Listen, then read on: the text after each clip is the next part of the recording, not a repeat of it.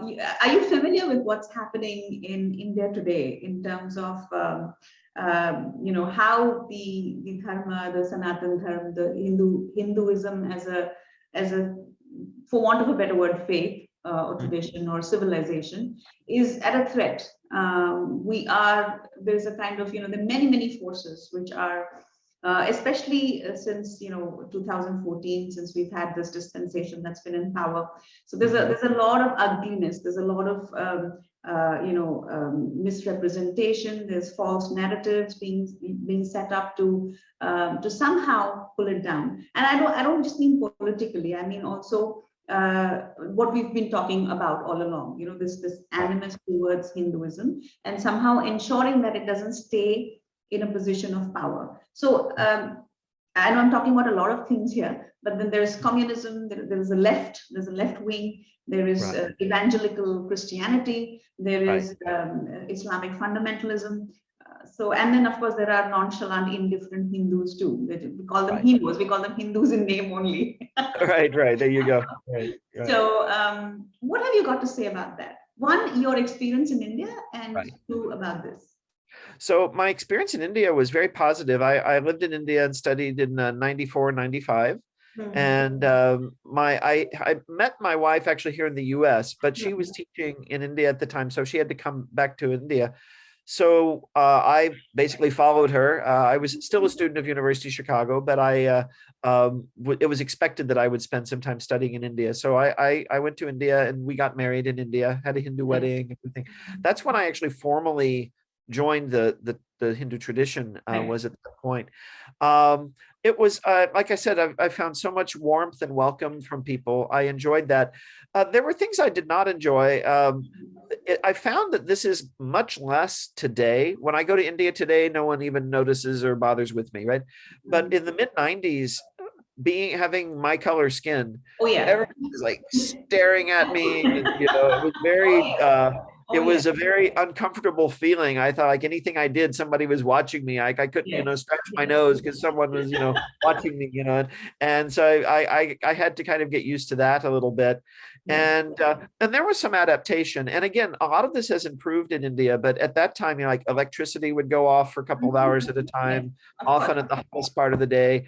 We had running water for 2 hours in the morning and 2 hours at night, and that was it. Which part of India was this? In Delhi, yeah. Oh, the capital of the country. Capital of the country. So I had to fill a big bucket of water every morning, so there'd be water throughout the day, and then you would refill it at night. And I'm sure, like many people listening from India will be familiar with that. But for me, that was just part of adapting, to life in a different country.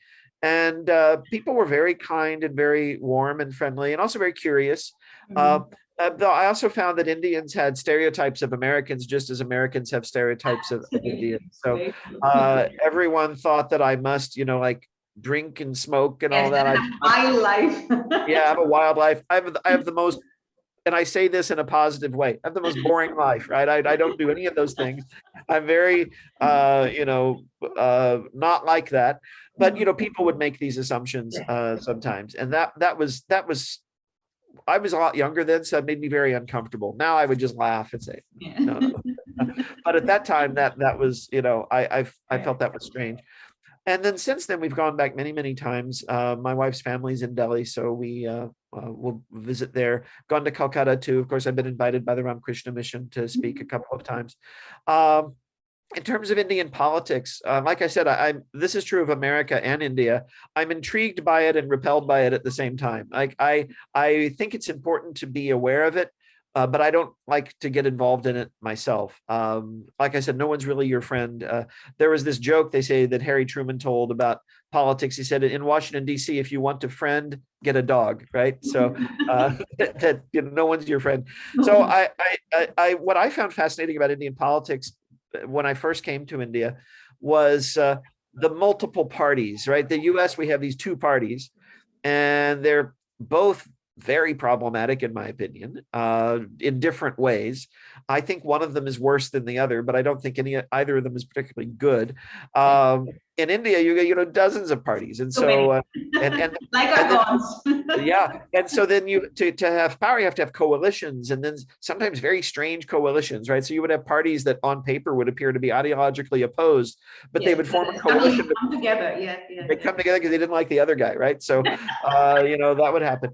And then, of course, when Narendra Modi won in 2014, I mean, it was such a huge wave yes. that it was. I mean, they didn't even need a coalition particularly. I mean, We still just don't. I don't think we still don't. yeah, We're yeah. the The one single party, largest. That's not happened in the longest time in Indian politics. So which is right, what I think threatens a lot of people, makes them uncomfortable. right. So, because this is political, I want to be very measured in what I say. So, I'll put it this way. My view about sort of the ruling party. Many critical things have been said about it. I think there are things to criticize. Mm. At the same time, some of the more strident criticisms, particularly like coming from outside of India, right, coming from Americans, neglect to bear in mind the fact that this was a massive election. This was the largest election in human history. Yes. And by most accounts, it was a normal election, right? It was not extensively, corrupt or rigged or anything like that. And so if we measure in the field of political science, right, if you measure the legitimacy of a government by the democratic participation of the people, then this is a very legitimate government, right? It's a bona fide government. So when people say, they're Nazis and things like that, I Yeah. find that's very Ashes is the word that's yeah, yeah, and I find that counterproductive. And there may be individuals who are right. I mean, there are extremists in India, and there are extremists in the Hindu community, like there are in every community. And I do think that kind of thing needs to be pointed out. At the same time, as you say, there are people who they disagree with the current government, and I think that's perfectly fine. Mine too. But rhetorically, then often what gets said ends up being attack on not just the government, but on Hinduism as a whole.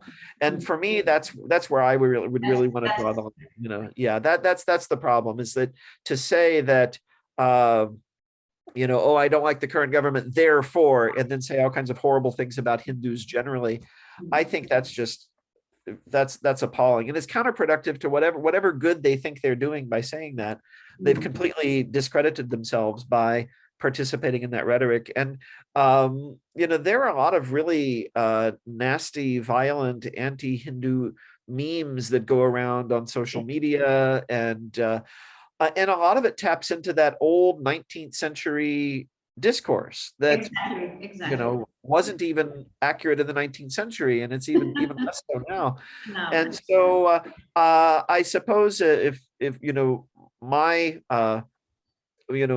my plea, I would say, in terms of Indian politics, much as for American politics, is could everyone just calm down and settle down, like the really harsh rhetoric and the intensity. And what I find is that it's actually going the opposite direction. My last few visits to India, so for the last 20 years or so, American news, American television has become very loud and bombastic and partisan. And then a few years ago, when I was in India, I first started noticing this in 2013. Turn on the news, and there would be a news channel, and they'd have 10 people, not 2 people, 10 people, all shouting at each other. Which one you're talking about. I'm not going to say. Yeah. They're all shouting at each other at the same time. You can't hear anybody. And I just, it's like, the India has taken this really very bad American approach to news and amplified it even more. Yeah, made it even worse, because we're bigger, we're larger, we're more. Exactly. And the bigger, so you need more of that. But yeah, I'm opposed to any form of extremism. I'm opposed to any attack on a community or a person just because of who they are. Yeah. And I'm what I call an old-fashioned liberal, because I think that should be obvious to everyone. And but it doesn't seem to be, right? Everyone's very suspicious of each other. They think everyone's trying to commit genocide, and that can't possibly be true, or else there would be even more violence in India than what we see. And when I go to India, of course, maybe I go to privileged places, I don't know, but I've not observed extensive violence or attacks on people. I mean, I know it happens in America too. Exactly. It's wrong whoever does it, right? It shouldn't be done by anyone, and we shouldn't be selective in our outrage. Any attack on a person, on human rights, it's all wrong, and it's all illegal too, right? I mean, if the laws are enforced, then people who attack others, they're brought to justice. So I think that, like I was saying about the academic discourse, governments should be open to criticism. I think people can criticize the government of India all they want. I just think everyone from all sides rhetorically need to be responsible, right, about what we say. And that's sadly what's missing, because there's so much at stake here. I mean, everybody wants things to be. I think every sane, rational person, a truly liberal. I mean, a liberal. The word liberal is so abused in India today. yes, But it a is. truly liberal person would want that. Unfortunately, that's not the reality, because you find that the moment there is something that you do not agree with, you don't want it to be there. You'll do everything in your power, hook or by crook, to somehow pull it down. So that's what we're facing in India today, and that's maybe unfortunate reality. So Well, and it connects back to an earlier question you asked me, because I think it's connected to the decline in rational discourse, right? That we jump right to ascribing motives, and well, you're a member of community X, so you're bad, and you must think X, Y, and Z, rather than actually engaging with each other about and trying to understand. Yeah.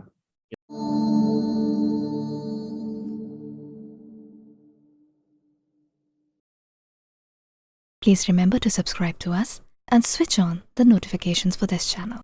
For our other social media links, more content, and to support our work, please visit citti.net. Dhanyavad. Namaskar.